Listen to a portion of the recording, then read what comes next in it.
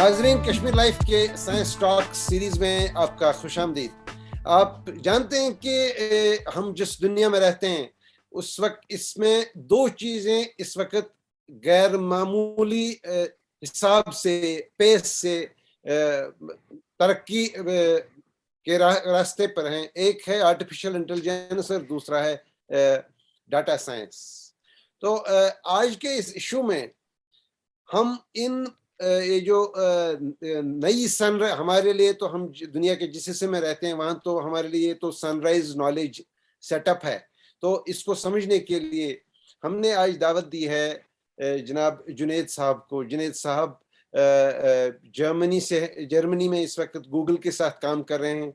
तो इनकी लर्निंग करो कैसी रही, ये डाटा साइंस और आर्टिफिशियल इंटेलिजेंस को कैसे मैनेज कर पा रहे हैं, ये हमको क्या बताएं कि दुनिया आने वाले दिनों में कैसी हो जाएगी, बदल जाएगी, क्योंकि तब्दीली बहुत गैर मामूली पेस से चल रही है, इसकी वेलोसिटी बहुत ही ज्यादा है। तो जुनैद साहब, आपका खुशामदीद कश्मीर लाइफ के शो में। शुक्रिया। तो हम शुरू करेंगे इस बात से कि 1984 नाम की एक नावल बहुत पहले लिखी गई थी, जॉर्ज ऑरवेल की। जी, तो क्या are we living in an Orwellian world? Masood साहब, सबसे पहले शुक्रिया मुझे यहाँ बुलाने के लिए। It's an absolute honour to be here and share my views.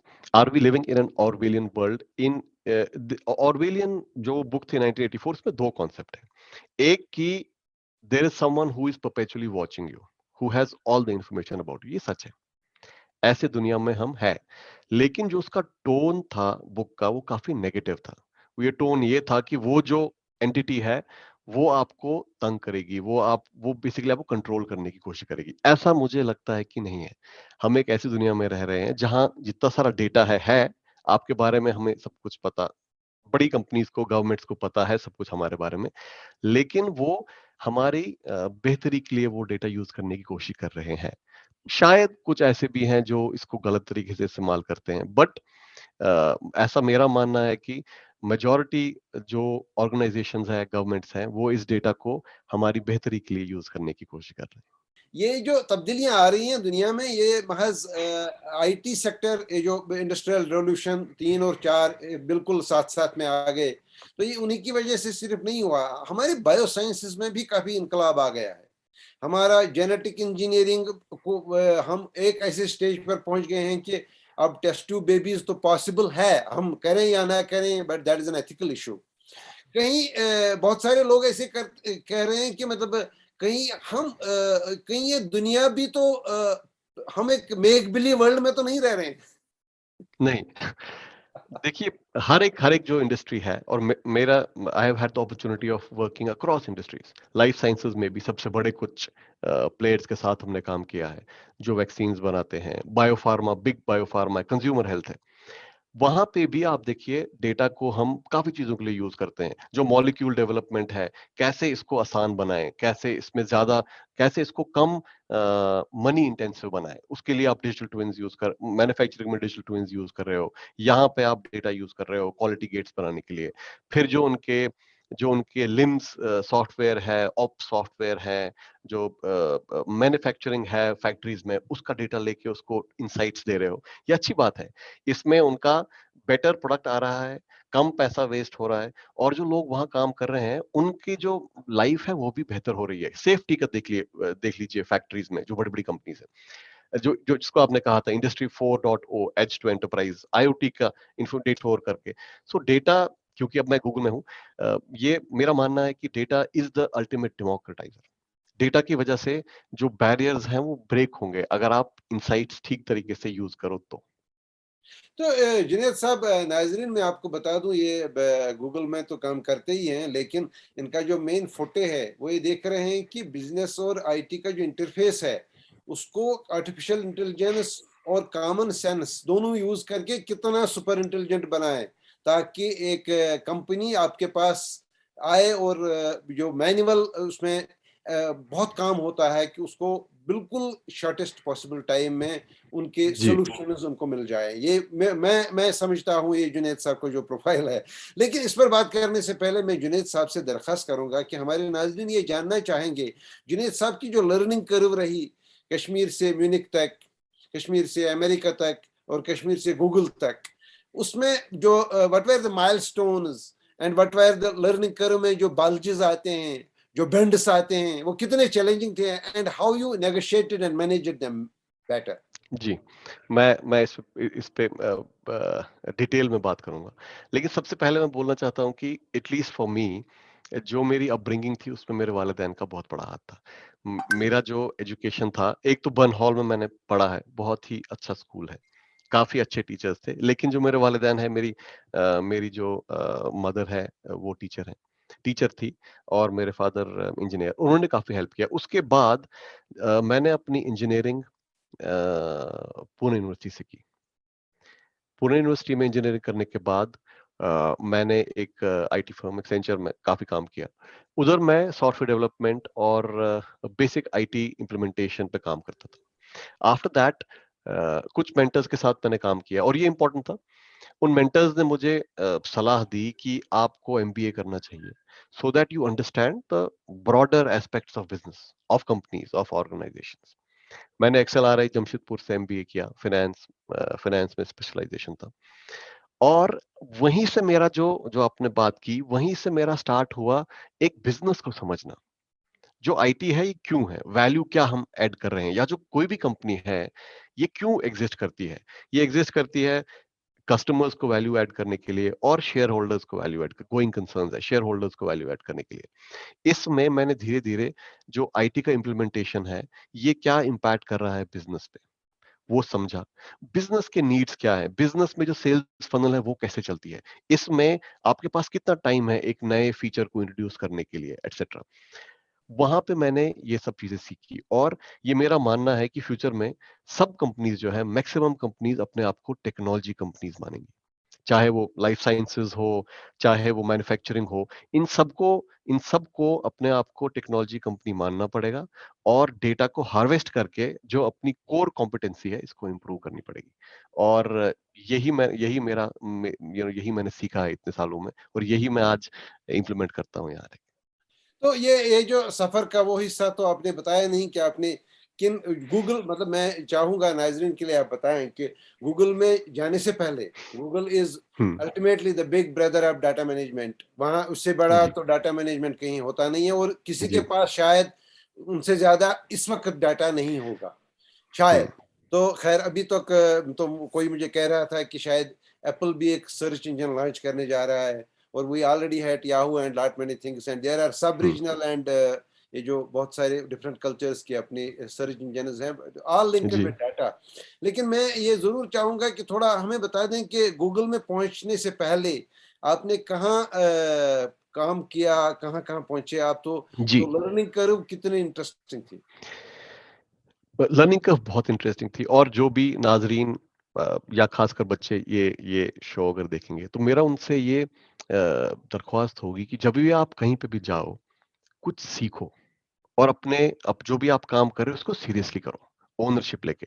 मैंने पहले एक्सेंचर में जॉइन किया था, वहाँ पे मैं जैसे मैंने आपको कहा था सॉफ्टवेयर डेवलपमेंट, एक बेसिक लो लेवल डेवलपर था और मैं आईटी को इनेबल करने के लिए सॉफ्टवेयर बनाता था। धीरे-धीरे मैंने समझा कि जो मेरा नज़रिया था वो बहुत छोटा था उस टाइम पे। तो मेरे कुछ मेंटर्स थे, मैंने उनको रीच आउट किया, मैंने बोला कि what should I do next? उन्होंने कहा कि MBA will definitely help you, someone like you, an MBA can be gold. मैंने फिर एमबीए जॉइन किया एक्सेलआरआई में। वहाँ पे मैंने समझा कि सिंपल चीज़ है फाइनेंस में, बैलेंस शीट क्या है, कैश फ्लो क्या है, एक कंपनी कैसे काम करती है, एक कंपनी डिबेंचर्स कब देती है, बॉन्ड्स कब देती है, एटसेट्रा। ये सब चीज़ें समझने के बाद फिर मैंने वापस एमबीए कंप्लीट करके एक कंपनी जॉइन की एडीपी। ये दुनिया की सबसे बड़ी पेरोल प्रोसेसर है। यूएस की 10 में से 6 लोग का ये पेरोल चलाते हैं। वहाँ पे मेरे को काफ़ी अपॉर्च्युनिटी मिली ट्रैवल करने की, बिज़नेस को अंडरस्टैंड करने की, सेल्स के साथ बात करने की, अपने प्रोडक्ट ओनर के साथ बात करने की और समझने के लिए कि ये जो हमारा ऑर्गेनाइज़ेशन है, ये करती क्या है। आप लोगों का पेरोल चलाते हो, बड़ी-बड़ी कंपनीज़ का पेरोल चलाते हो। उसके लिए क्या चीज़ें चाहिए होती है? उसके लिए आपको पता होना, क्योंकि यूएस में सैलरी जो है वो आर्ली बेस पे होती है। आपको पता होना चाहिए लॉग इन कब किया, लॉग आउट कब किया, कितने दिन आए, 2 हफ्ते के बाद सैलरी जाती है, 4 हफ्ते के बाद। एटसेट्रा।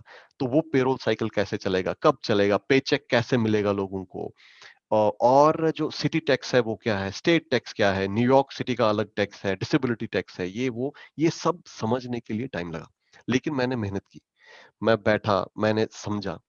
उसके बाद हमने टेक्नोलॉजी को यूज किया इनके प्रोडक्ट्स को एजाइल बनाने के लिए। अभी नया कोई रेगुलेशन आया गवर्नमेंट की तरफ से, कैसे आप बहुत जल्दी ये इंप्लीमेंट करो अपने पेरोल में। That is when the company becomes very valuable for its customers, because customer को कुछ करने की जरूरत नहीं है। कंपनी ने वो सारे स्टेट वाइज, सिटी वाइज चीजें इंप्लीमेंट कर ली, या ओबामा केयर आया, इसमें क्या चेंजेस करनी है, ये सब करने के लिए आपके बैकएंड जो सॉफ्टवेयर है ये पुराने जमाने के नहीं हो सकते। ये सब करने के लिए आपको डेटा कैप्चर करना पड़ेगा, वो डेटा स्टोर करना पड़ेगा, उस डेटा में इनसाइट्स जनरेट करनी पड़ेंगी, ताकि आप हेड ऑफ द कर्व रहो। वो सब हमने वहां पे किया। अकेला नहीं था मैं, बड़ी टीम थी, लेकिन मुझे अपॉर्चुनिटी मिली end to end life cycle देखने की एक सॉफ्टवेयर प्रोडक्ट की, from inception, from the sales funnel till operations, and I think that was the biggest learning curve of my so उसके बाद आप हम डायरेक्टली आ जाएंगे आपके आपका जो इस वक्त का जो लाइफ। जॉब जी। है। तो इस जॉब पे मतलब इस कुर्सी पे बैठने से पहले तो आपने कुछ क्रिटिकल इंटरवेंशन ऐसा किया होगा कि गूगल को भी लगा कि ये बंदा तो मेरे लिए बड़ा जरूरी है। जी।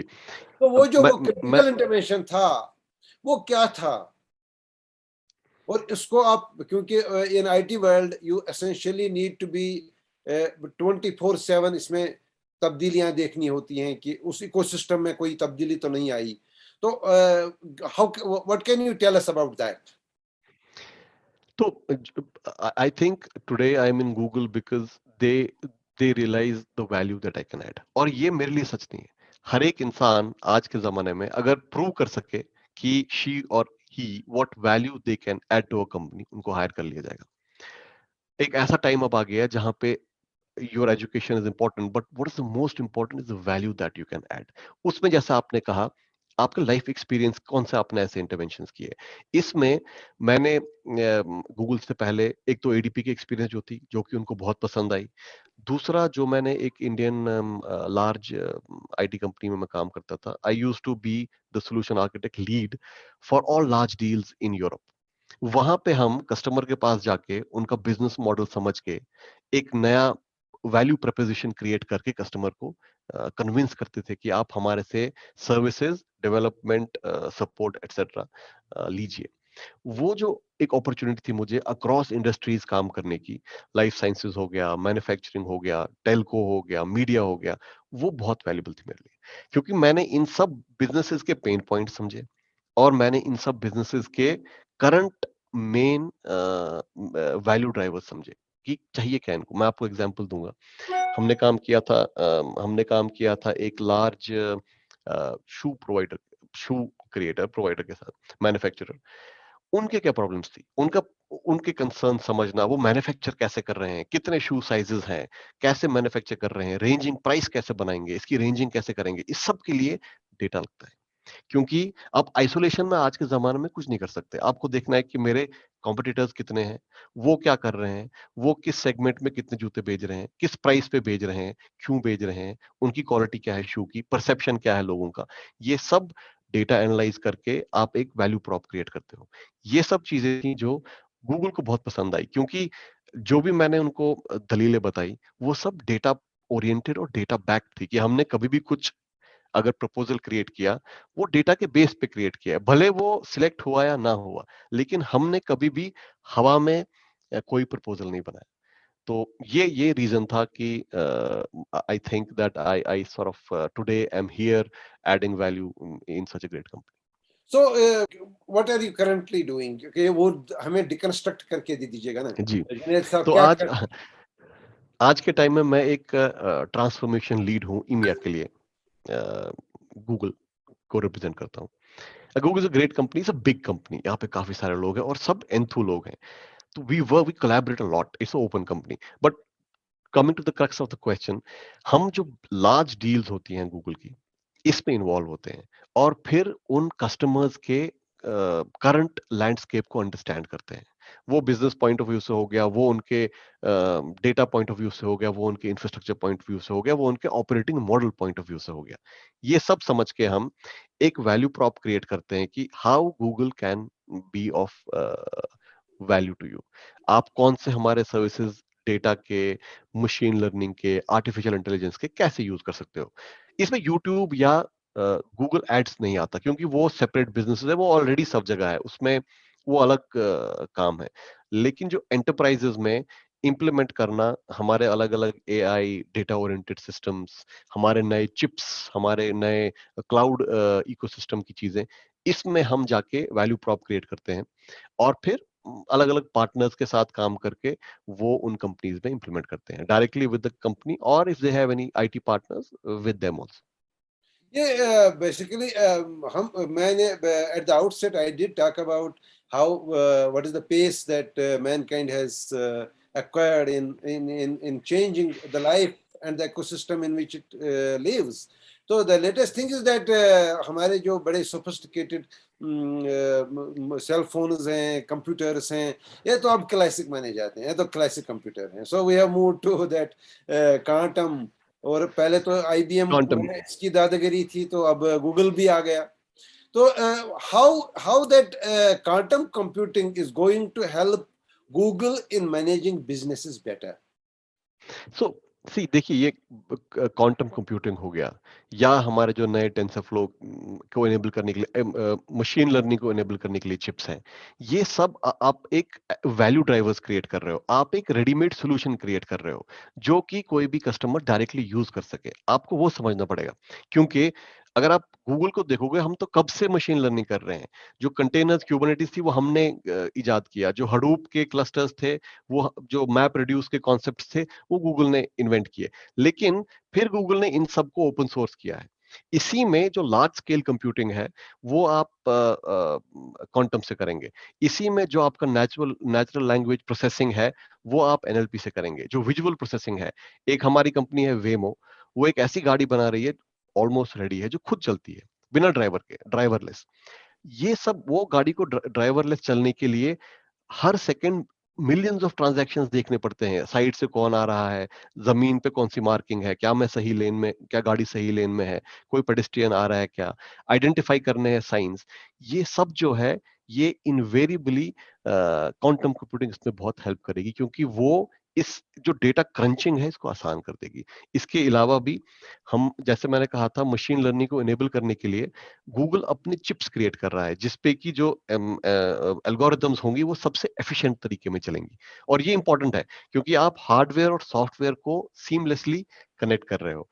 इसमें एप्पल ने भी बहुत बहुत ज्यादा अच्छा काम किया। आप देखेंगे उनके जो फोन्स हैं, वो बहुत ही कम रैम और सीपीयू पे बहुत ज्यादा अच्छा परफॉर्मेंस कर रहे हैं, because they have been able to vertically integrate everything. वो सही हार्डवेयर के लिए सही सॉफ्टवेयर बनाते हैं। यही हम machine learning, self driving cars etcetera के लिए कर। जुनेद साहब, मतलब credit must go to Google for being one of the most known names across cultures, regardless of the languages, regardless of the faiths. Even in Kashmiri, you can, even the Purmut Tishasan Suchona, Asha Kachuna, Talsa, Google Karus. You got my point. So जी, yes, that Google is everywhere. But how can, Google, we know as professionals that Google is a big company. Google is global. Google is data का जो सबसे बड़ा देवता है Google है. लेकिन how can you simply in simple language tell people what Google is and what Google is doing and what Google is expected to do in coming days? जितना so आप उतना ही बता दीजिएगा जितना आप बता पाएंगे, because in every ji company there are restrictions on not revealing things. जी सो मैं अपना पॉइंट ऑफ व्यू बता रहा हूँ as a personal, because I am not official spokesperson for Google, but from my point of view I think, और जितना हमने समझा है, हमको बताया गया है, the goal is to make data available for everyone in this planet. ये गूगल का स्टेटेड गोल है, to democratise data for everyone. इसमें आप देखिए, अब बहुत सारे पीसेस हैं जो जिसमें गूगल फोकस्ड है, वो चाहे सर्च इंजन हुआ, वो आपका ईमेल हुआ, वो आपके शॉर्ट वीडियो यूट्यूब का कॉन्सेप्ट है, गूगल क्लाउड है, etcetera. I think the larger goal that Google is driving towards is making life easier for everyone and making this world a better place slowly. अब इसमें बहुत सारे concepts होंगे AI के, और use of that AI to simplify people's life, जो कि हम फ्यूचर में देखेंगे, which will definitely make our lives easier. आप खुद सोचिए, गूगल मैप्स के बगैर आज हम क्या करेंगे, या जीमेल के बगैर हम क्या करेंगे, और ये सब चीजें अवेलेबल है लोगों को to use on a daily basis. It has become they have become a part of our life. मतलब इनके बगैर आप सोच नहीं सकते कि जिंदगी कैसे हो सकती है. I think the company has a very good heart. ये हमेशा मनी माइंडेड टाइप की कंपनी नहीं है. They also think of making this world a better place. नहीं, बट एक सवाल जो उभरता है मेरे जहन में, ये जरूरी नहीं कि नाजरीन भी उस हिसाब से सोचते होंगे. मुझे रास्ता दिखाना है, गूगल दिखाएगा. जी. मैं कंप्यूटर पे काम करूं तो स्पेलिंग आप दे दोगे. मैं जनाब आली वीडियो खींचूंगा तो आपको आप पर लोड करूंगा. आप आर्टिफिशियल इंटेलिजेंस जो भी है वो आप इंप्लीमेंट करेंगे मेरी जिंदगी. ये मेरा जहन जो है, इसको आप क्या करने फिर देंगे कि ये खुद क्या करेगा बेचारा. जब आप ही सब करेंगे तो ये क्या करेगा. देखिए, ये एक एनेबलर है. हम आपको ये सब टूल्स मुहैया कर रहे हैं, या एक कंपनी ये सब टूल्स हमें मुहैया कर रही है, जिसकी वजह से हमारी लाइफ आसान हो. क्योंकि इंसान को कोई कभी रिप्लेस नहीं कर सकता. हम हैं, हमारी हमारी यहाँ हमेशा जरूरत है. हम, और लेकिन हमारी जिंदगी कैसे आसान हो, जैसे कि मैंने कहा, आप मैप्स यूज कर रहे हो, आपको कहीं पहुंचने में आसानी होगी. हम अब मेल यूज कर रहे हैं, हमें एक दूसरे के साथ इंटरेक्ट करना आसान हो जाता है. या आप, लेकिन ये सिर्फ गूगल नहीं है. गूगल तो एक पहिया है. आप देखिए, ऐसे बहुत सारी कंपनीज हैं, बड़ी बड़ी कंपनीज. एक, हम ये यूज कर रहे हैं ये मीटिंग करने के लिए, ये भी एक काफी अच्छी कंपनी है. इसने काफी लोगों के लिए वर्क फ्रॉम होम आसान कर दिया. फिर ऐसी और सारी कंपनीज है जो डिलीवर करती हैं चीजें लोगों के घर पे. इन सब चीजों ने हमारी जिंदगी को आसान किया है, और ऐसा नहीं है कि ये कंप्लीटली ऑटोमेटेड है. इसमें हमेशा लोगों की जरूरत पड़ेगी. स्किल थोड़ा डिफरेंट है, अपस्किल करना पड़ेगा. लेकिन मेरा ये मानना है कि हमारी जिंदगी आसान होगी, और हमें हमें जब हमें और टाइम मिलेगा तो शायद हम कुछ और चीजों पे फोकस करें, अपने फैमिली के साथ टाइम ज्यादा गुजारें, कुछ कुछ इस दुनिया के लिए अच्छा करें. आई थिंक, मेरा ये मानना है कि ये companies at the end of the day, जो कि एडम स्मिथ का इनविजिबल हैंड कॉन्सेप्ट है, काम तो अपने लिए करती हैं, लेकिन इस दुनिया को काफी बेनिफिट करती हैं. लेट अस होप कि ये जो रोबोटिक्स की दुनिया है, आर्टिफिशियल इंटेलिजेंस की दुनिया है, ये हमारे घर के मालिक ना बन जाएं कभी, ये हमारे वो तो नहीं फैसले ना होगी. करें कभी. ये तो एक्सपेक्टेशन है. लेकिन इस वक्त जुनेद साहब, आपने इतना टाइम हमको दिया, लेकिन मैं ये जरूर पूछना चाहूंगा कि हमारे लिए जो डाटा साइंस और आर्टिफिशियल इंटेलिजेंस है, हमारे जो यंगस्टर्स देख रहे हैं, जो स्कूलों में होंगे, कॉलेजों में होंगे, या who are concerned about, who are so desperate to be in this IT sector, so उनको कुछ नसीहतें आप सुनाएं कि क्या करें, which areas they should actually look for to pick up the new skills, so that हम भी ये जो आईटी रेवोल्यूशन हो रहा है उसका हम भी हिस्सा कहीं बन जाएं. जी. इसमें दो तीन चीजें काफी इंपॉर्टेंट है. एक है कि, जैसे कि मैंने कहा था, बच्चे भी जो हैं आजकल, वो इन आइसोलेशन नहीं है. उनका कंपटीशन सिर्फ कश्मीर में नहीं, अब सारी दुनिया में है. क्योंकि जैसे कि मैंने कहा था, आज एक ऐसा टाइम आया है, अगर आप बता सको कि मैं क्या वैल्यू ऐड कर रहा हूं, आपको कोई भी कंपनी कहीं से भी हायर कर लेगी, provide you have the potential. हर बच्चे के लिए ये इंपॉर्टेंट है समझना कि चाहे वो किसी भी तबके से क्यों ना हो, यूजिंग इंटरनेट, यूजिंग टेक्नोलॉजी सीखना आसान है. लेकिन एक बहुत इंपॉर्टेंट चीज है कि क्या सीखें. बहुत ज्यादा इंफॉर्मेशन अवेलेबल है, फोकस्ड अप्रोच रखना है. वो फोकस्ड अप्रोच, जैसा आपने कहा, अगर आप एक टेक्नोलॉजी एनेबल्ड कंपनी हो, बच्चों के लिए ये बहुत इंपॉर्टेंट है कि वो हैंड्स ऑन रहे. एक सेकंड बहुत इंपॉर्टेंट चीज है कि कम्युनिकेशन स्किल्स पे, सॉफ्ट स्किल्स को कभी ना वो इग्नोर करें. अल्टीमेटली एक इंसान को सक्सेसफुल होने के लिए सॉफ्ट स्किल्स बहुत इंपॉर्टेंट है. You have to be convincing in telling a story, you have to be convincing in selling a story, you have to be convincing in selling a concept. तो एक तो आप focus करें technology पे, लेकिन सिर्फ एक टेक्नोलॉजी उठाएं. जैसे कि आपको लैंग्वेज कोई करनी है, पाइथन उठाइए, जावा उठाइए, बस वो ही एक करो, लेकिन इतने अच्छे से करो कि वो आपको पूरी तरह से आए. और ये स्टार्ट करने की कोई उम्र नहीं है. आप ये 6 क्लास से भी स्टार्ट कर सकते हो, 7th क्लास से भी स्टार्ट कर सकते हो. जितना जल्दी स्टार्ट करोगे उतना आप रेडी होगे इंडस्ट्री के लिए, जब आप अपना कुछ बेसिक एजुकेशन कंप्लीट करेंगे. लेट नहीं करना है. ये नहीं सोचना है कि मैं सब सिर्फ कॉलेज में जाके सीखूंगा, वो दिन गए. अगर आप ऐसा सीख समझोगे या वेट करोगे कि मुझे स्कूल सब कुछ सिखाएगा, कॉलेज सब कुछ सिखाएगा, तो मुझे लगता है कि देर हो जाएगी. क्योंकि जो आपके पेयर्स होंगे, जो बाकी बच्चे होंगे अलग अलग स्टेट्स में या कश्मीर के, वो तो बहुत आगे निकल गए होंगे. उनमें ड्राइव ज्यादा है, मैंने देखा है. वो हमें ड्राइव क्रिएट करनी है बच्चों में बहुत जल्दी. भले वो पेरेंट्स करे, स्कूल करे या उनका अपना सर्कल करे, वो करना होगा. वो एक है. और दूसरा मैंने कहा था कि सॉफ्ट स्किल्स, ये दो चीजों पे बच्चों को फोकस करना है.